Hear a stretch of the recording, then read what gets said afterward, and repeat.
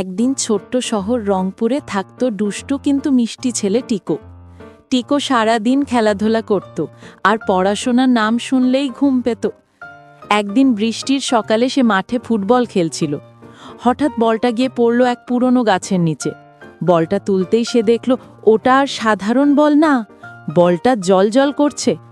বলটা হঠাৎ কথা বলে উঠল, আমি জাদুর বল, আমাকে ঠিকভাবে ব্যবহার করো, আমি তোমাকে সাহায্য করব। প্রথমে টিকো ভয় পেল, কিন্তু কৌতূহল সামলাতে পারল না। সে জাদুর বলকে বলল, আমার হোমওয়ার্কটা শেষ করে দাও। সঙ্গে সঙ্গে বই খুলে গেল আর হোমওয়ার্ক শেষ। টিকো খুশিতে নাচল।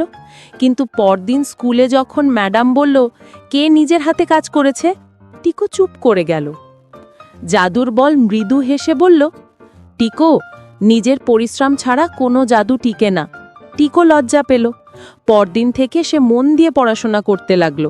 শেষে সে বলটা গাছের নিচে রেখে দিল, অন্য কেউ যেন নিজের ভুল বুঝতে শেখে। বলটা আস্তে